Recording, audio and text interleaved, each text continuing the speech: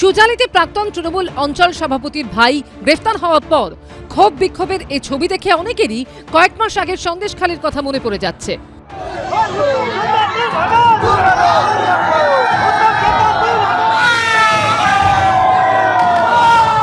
সন্দেশখালীতে ইডির উপর হামলার ৩৩ দিনের মাথায় দফায় দফায় অগ্নিগর্ভ হয়ে ওঠে এলাকা।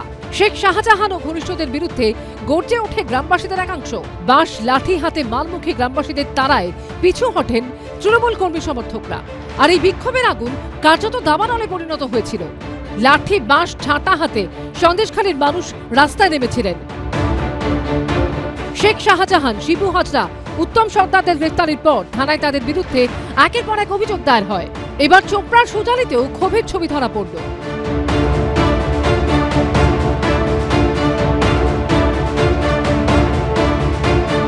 এই সন্দেশখালী ঘটনা কোনো বিচ্ছিন্ন ঘটনা নয়, এটা বাংলার বিভিন্ন প্রান্তে জেলায় জেলায় এই ঘটনা ঘটে চলেছে। কারণ যতদিন এই বাংলায় তৃণমূল নামক হারমাদের দল থাকবে, পুলিশ প্রশাসনের মদতে তারা এই ধরনের অন্যায়, অত্যাচার, দুর্বৃত্তগিরি করতে থাকবে। চোপড়ায় যেরকম এখন লোকেরা অভিযোগ জানাচ্ছে, যেটা আমরা দেখেছি বসিরহাটে শেখ শাহজাহান গ্রেপ্তার হওয়ার পর লোকের মধ্যে সাহস এসছে।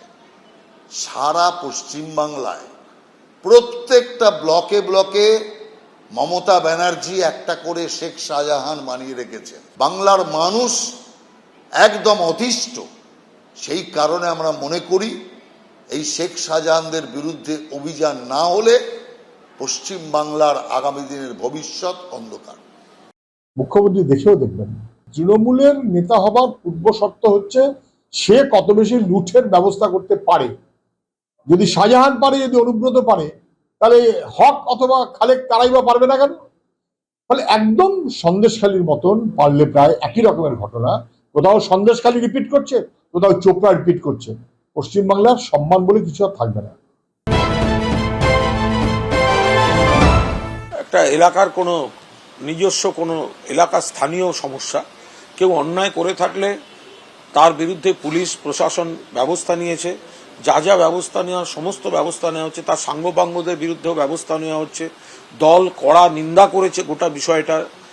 এবার মানুষের যদি ক্ষোভ থাকে সেগুলো পুলিশের কাছে জানাবে, আর সেগুলো যদি তদন্ত প্রয়োজন থাকে সেগুলো পুলিশ প্রশাসন তার কর্তব্য পালন করছে এবং আগামী দিনও করবে।